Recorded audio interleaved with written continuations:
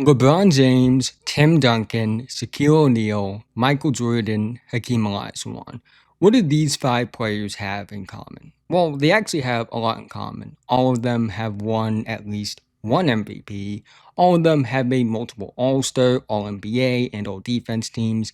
All of them have won multiple NBA titles. But most importantly, for the purpose of this video, these are the last five players to win regular season and finals MVP in the same season. It's a rare feat, one we haven't seen accomplished in 12 years, but that could change this season as Shai Gilgeous-Alexander is 4 wins away from potentially joining that group. The 2025 MVP has led OKC to its first finals in 13 years, and while many know that he's a great player, I don't think people truly understand the type of history he could be on pace to make. But quickly before we go any further, if you're doing like basketball, I'd really appreciate if you would like, subscribe, and hit the notification bell. I'm notified whenever I release a video. I make videos about basketball, and if you enjoy basketball, I really think you're going to enjoy my content. And doing all those things are the best way to let YouTube, but more importantly myself, know that you enjoy the content so I can make more of it in the future. Anyways, let's talk about SGA.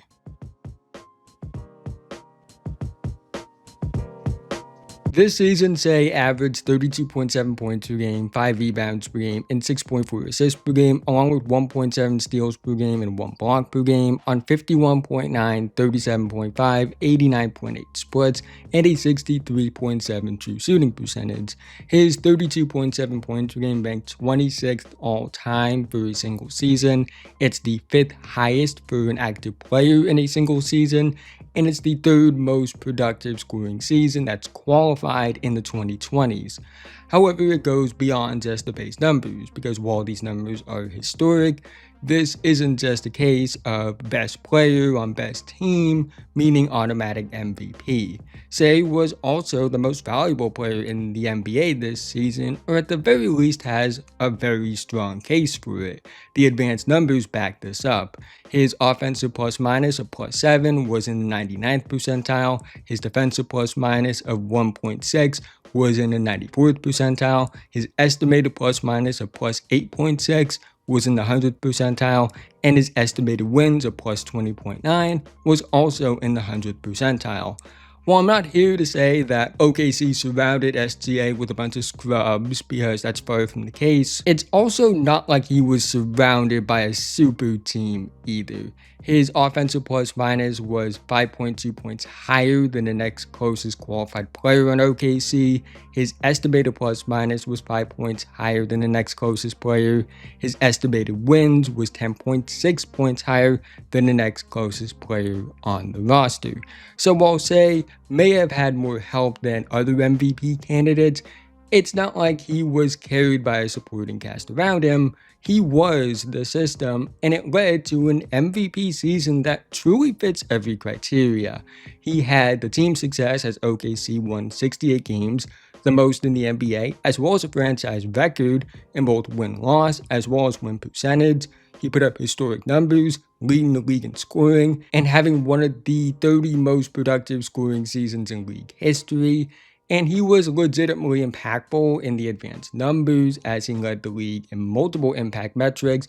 And it's not like anyone on OKC was particularly close to him either. Simply put, this is one of the best guard regular seasons, not only in recent memory, but in the history of the sport. However, it's not just this season. This is something that's been happening for 3 years now.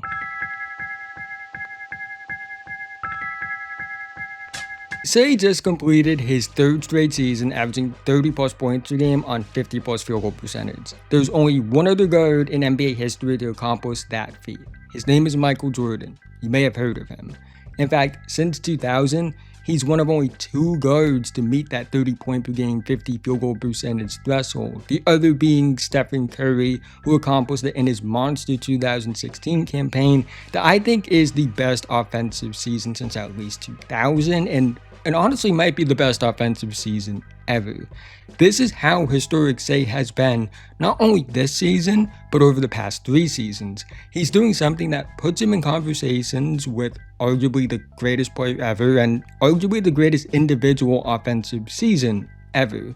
But what makes him truly special is the fact that Shai doesn't produce like other guards in this era. There are 14 seasons in which a guard has averaged at least 30 points per game since 2010.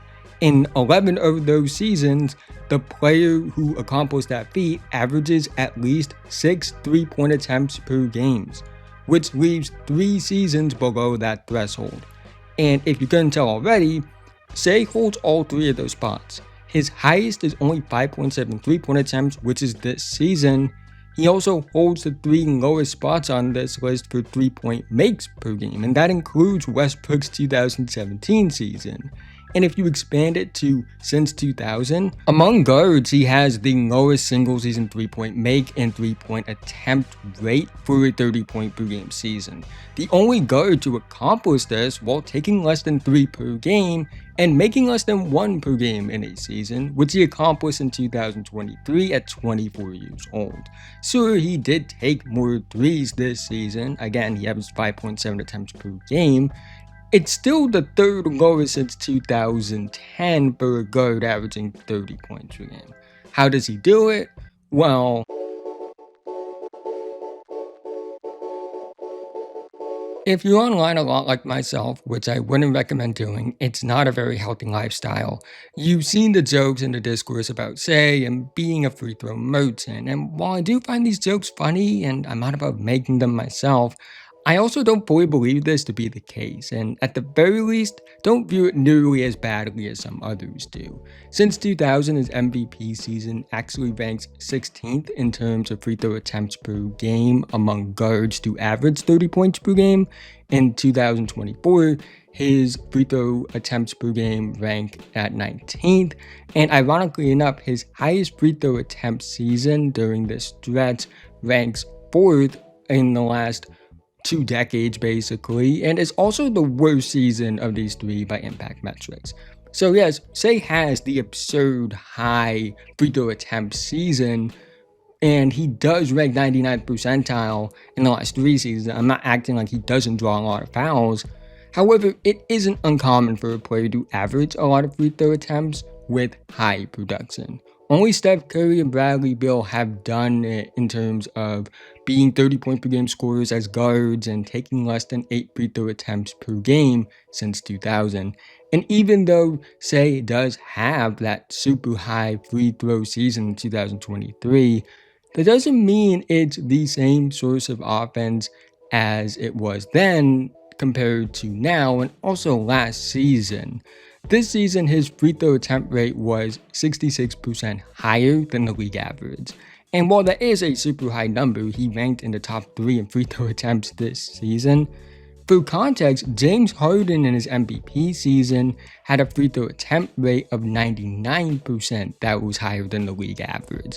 In fact, I would argue this season from Shai in terms of getting to the line is more comparable to Westbrook's MVP season, where his free throw attempt rate was 60% higher than the league average. But even taking a more simple approach to this, Shai drawing fouls shouldn't be surprising. Over the last 3 seasons, the difference in his 2-point and 3-point attempts is over 10 per game in favor of 2-pointers. He averages 16.7 2-point attempts per game over the last 3 seasons. For context, in the 3-year stretch where Harden led the league in scoring from 2018 to 2020, he averaged 10.5 2-point attempts per game.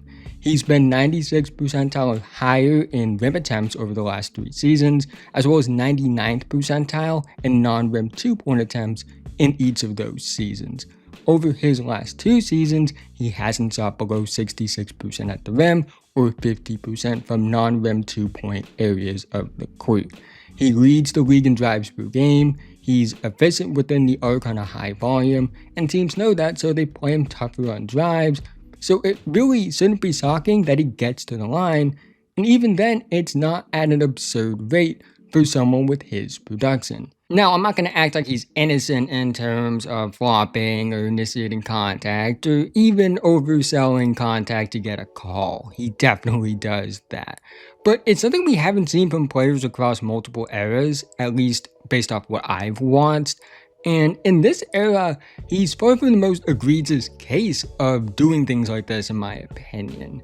And to take it a step further, if you think that he's this merchant that only is good because he draws fouls, since 2023, he has 75 games across 3 seasons where he takes less than 8 free throw attempts, which basically is a full season's worth of game that would qualify him for an All-NBA team.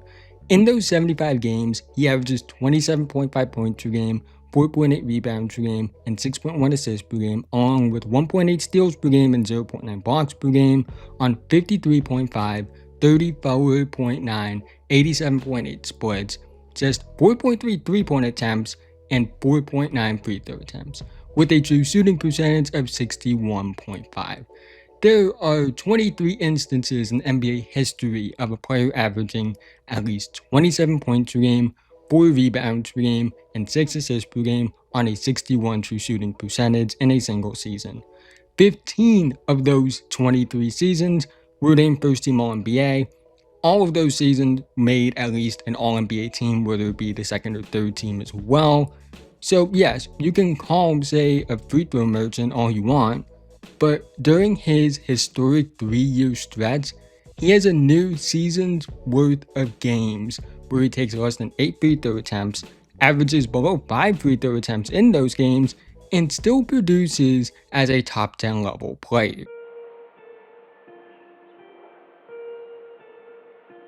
Shai doesn't turn 27 until after the season is over, and while it's not a guarantee that he does this, he has a chance to be put in historic company. By the end of the season, he could be a 3-time first-team All-NBA member, scoring champ, MVP, NBA champion, and Finals MVP, all before he even turns 27. To put this into perspective, he's the same age Steph Curry was when he won his first MVP. In fact, he's actually a few months younger than 2015 Steph, and more accomplished as an individual player than Steph was going into 2015. Steph hadn't even averaged 25 points per game yet prior to his first MVP season, where Shai has made 2 All-NBA first teams and 2 30-plus point per game seasons prior to his MVP season. But it's not just Steph. If he wins the title this year, he'll be a year younger than LeBron and Jordan were, and he'll also be tied with Tim Duncan as the youngest player to win MVP and Finals MVP in the same season. Shai is already on pace to be a first ballot Hall of Famer. I would argue he is one right now, but a ring and Finals MVP puts him in discussions that people might not be ready for yet. Time will tell if he wins the title this season and if he wins more in the future. But with the way OKC is built and how smart that front office is, Shai will have a chance not only to build a legacy that makes him one of the best players of his generation, but also one of the greatest basketball players to ever step on the court.